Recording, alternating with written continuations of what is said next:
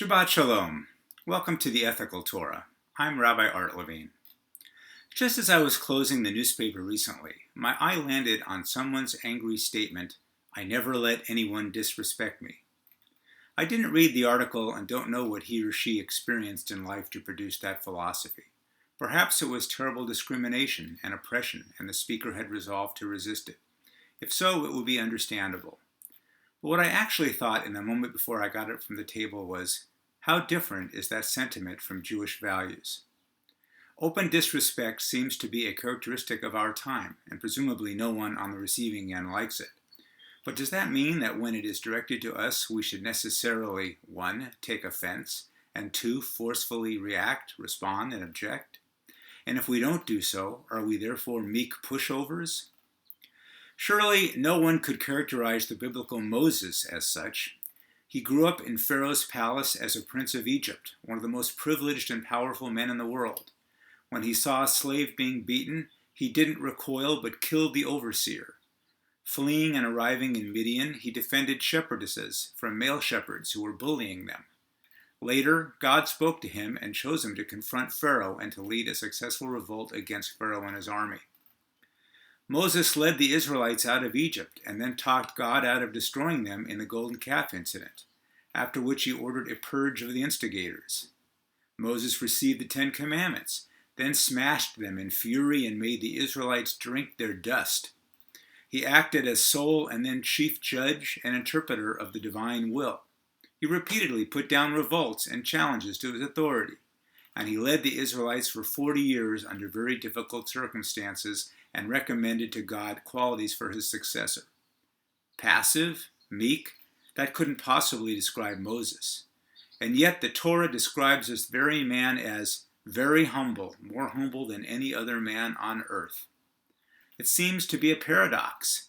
If one can be a great leader, assertive, forceful, decisive, unintimidated by king or even God, and yet be the most humble man on earth, what does it mean to be humble? Let's recall the circumstances in which Torah so described Moses, and recall that Moses himself wrote those words. Moses' own brother and sister had criticized him because he married a Cushite woman. Then they showed their jealousy by saying, "Has the Lord spoken only through Moses? Has he not spoken through us as well?"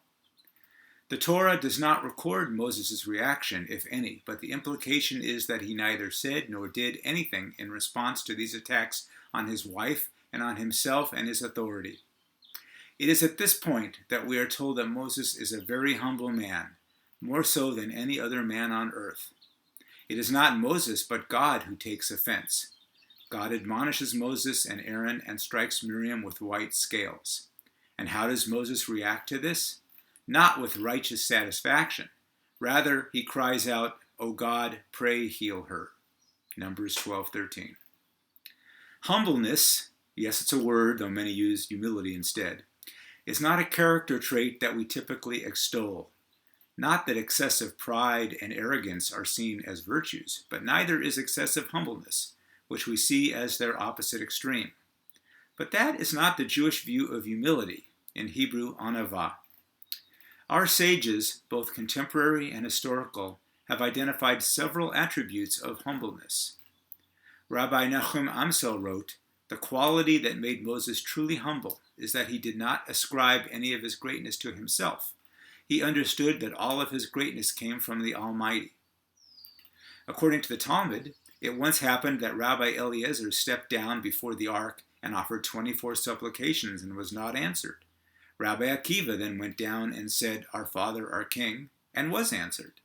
A heavenly voice proclaimed, "It is not that this one is greater than the other, but only that this one is forbearing, while the other is not."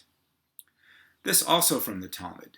It is better to remain silent and be among those who are insulted but do not insult, who listen to their disgrace and do not respond. Baya ben Asher tells us that Moses' exceeding humility was caused by his unwavering focus on his goal of shalom bayit, the family harmony so esteemed by our tradition. Of all the praiseworthy qualities he possesses, it is Moses as the model family man that the Bible chooses to honor for his personal code of anavah. Musar teacher Alan Marinis explains that in traditional Jewish understanding, humility has nothing to do with being the lowest, most debased, shrinking creature on earth. Real humility is always associated with healthy self-esteem. Being humble doesn't mean being a nobody. It just means being no more of a somebody than you ought to be.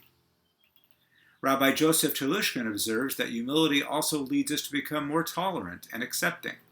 Telushkin notes that Rashi, Judaism's most important biblical and Talmudic commentator, identifies tolerance, along with modesty, as the defining characteristic of humility. Thus, precisely because Hillel and his disciples were not certain that they were entirely in the right, they tolerated opposing views, realizing that though these views might be wrong in their conclusions, they might learn something from them.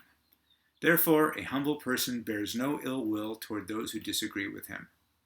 Such an individual is aware that people have the right to understand the world differently, and that their perceptions might have something to teach him.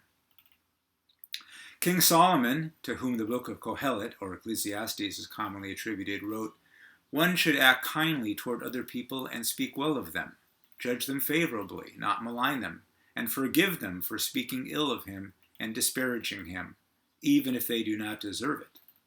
As it says, do not curse the king, even in your thoughts." And, King Solomon wrote, "Pay no attention to the words they speak, for you know in your heart that many a time you too have ridiculed others."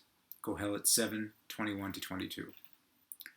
In our tradition, even God is seen as humble.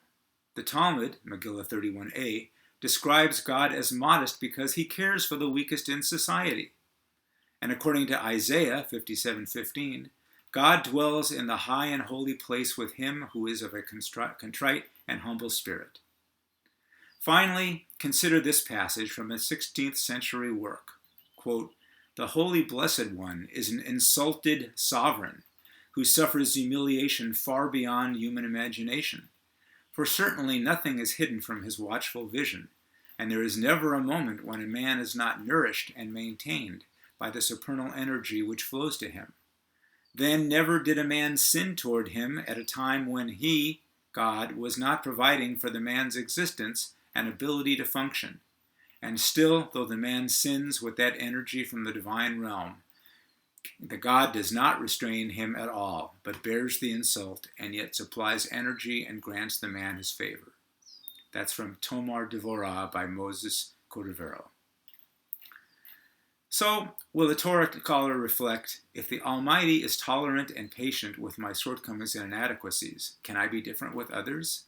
And he will consider, with the Torah's insights, if human conceit is a miserable sham, why grow angry if insulted?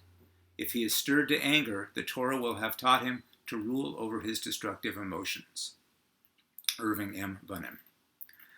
So from these examples, it's clear that our tradition provides a composite of what it means to be humble, not meek, passive, or lacking in self-esteem, but caring for the welfare of others, especially those of lesser means, with the courage to stand up and act on their behalf.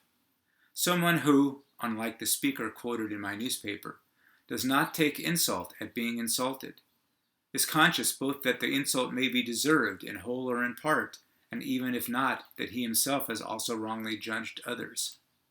Someone who tolerates and learns from those with other views. Someone who values shalom bayit, peace in the home, over being right. Who is forgiving, and who even with healthy self-esteem is modest, crediting God and others, as well as his own efforts, for his successes. As Rabbi Telushkin points out, despite Moses' many outstanding qualities, nowhere does the Bible refer to him as courageous, defender of justice, or as compassionate. Indeed, there is only one virtue that the Bible explicitly ascribes to Moses, and that is his humility. That this is the only virtue the Torah attributes to its greatest hero is itself the most significant indication of the importance of humility in the Jewish tradition. May we take this to heart and practice humility as well. For more information about this and other topics in Jewish ethics, please visit theethicaltorah.com. Shabbat Shalom.